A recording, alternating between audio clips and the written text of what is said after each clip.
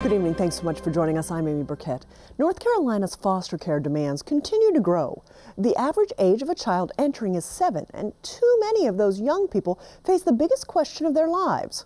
Where do they go when they have no place to go? That's what happens when a child in the foster care system turns 18. But there's a very special partnership in Charlotte that's helping. Carolina Impact's B. Thompson tells us more.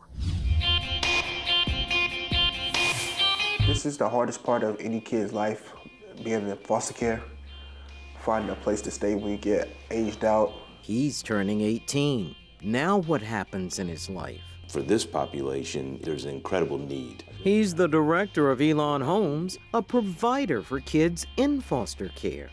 We all should be about the community. We all should be about saving our children. A doctor who trains the future social workers addressing societal needs, all in the center of the issue of young people aging out of foster care. More than 500 in North Carolina fit that description each year. One of the saddest things in child welfare since it was created was that at age 18, all the funding stops, all the care, the protections, the regulatory, everything goes away.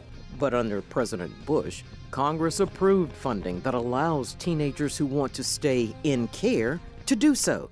North Carolina became the 21st state to pass it into state law in 2017. But there is no national coverage for teens. It occurs state by state.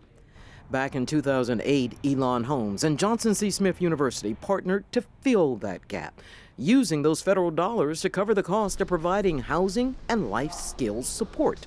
Only 2 basic requirements for the participants: be in school or working. The university has offered to us the physical location here on the campus, but also the ability to interact with the entire university. So all the buildings, the programs are open to our youth. They label me with us.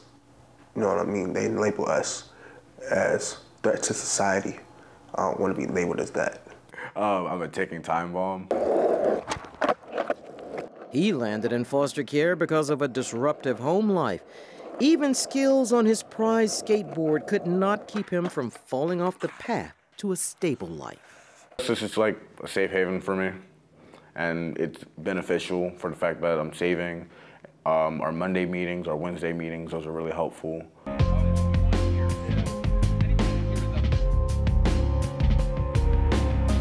And the experts know it. There is a cost for failure. Some of these children, we will admit, they went to places that weren't the greatest, but they didn't have any other alternative. Some go homeless. Some end up very quickly in jail. So when you age out, then where do you go? Who is your parent?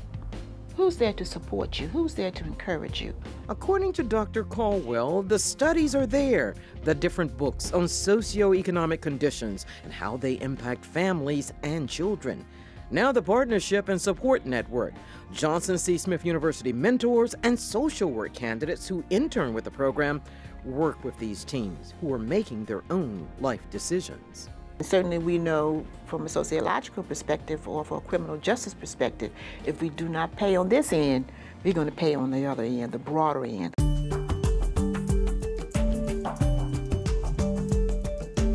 The partnership is unique. There's only one other in the nation where there is a university and a social service provider working together on the same campus. The program covers young men and women ages 17 to 21 who are in foster care. And many, like Jonathan, have found their own mother mentor figures in the program. She reminds me every day that I'm a black man and that I need to go out there and make something out of myself. This foundation to the next stage of their lives has become more than simply a safe haven. Listen to the dreams of Jonathan. After my 2 years at CPCC, I will be transferring to UNC Charlotte to play football and get my degree in sports medicine. I'm just thinking realistic. I might just want to help out kids that have been in my situation. B. Thompson joins me in the studio now. B, this is such a shocking story, and maybe it hurts me worse because I have an 18-year-old son who is nowhere near ready to be out on his own. And for these young people in the foster care system, that the day they turn 18, they don't have that support. It's shocking. That's exactly what happens to these young people, Amy. And it surprised me as well because as parents, we look at the fact that an 18-year-old, we're still taking care of them. These young people, according to the system, when they turn 18, all of the services that they were privy to before, for the most part, those end. And particularly the biggest thing is a roof over your head. What do you do? And if you've not been prepared for it, if there's no one who's told you, we have mentors, we have parents, we have aunts, we have uncles. For a child who's come through the system, that sort of support system is not there. So now you're 18 and they say you got to go. Where do you go? This has become more of a safety net than I think most people even realize needed to be there in the first place. Now, Elon Holmes, do they only accept young people from Charlotte-Mecklenburg area? Or is it broader than that? No, it is broader than that. Mecklenburg County has this program now, but there are 100 counties in North Carolina. They're currently serving more than a half dozen counties, but kids from at least 6, maybe 7 counties are now taking part in the program. But what they'd like to do is replicate this program in other areas of the state so that you don't have a child who lives in the mountains having to come to the Piedmont or vice versa. So this way, other organizations, other foster care programs can learn from what Elon Holmes and Johnson C. Smith have done by partnering together and providing the safety net.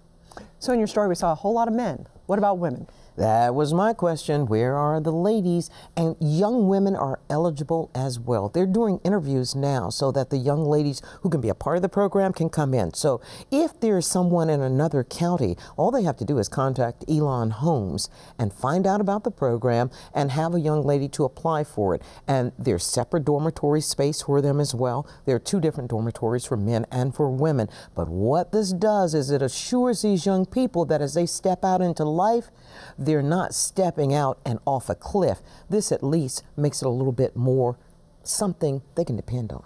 Bea Thompson, thanks so much for joining us. We've missed you, Bea. Oh. Love hearing your stories. Thank you so much, Amy.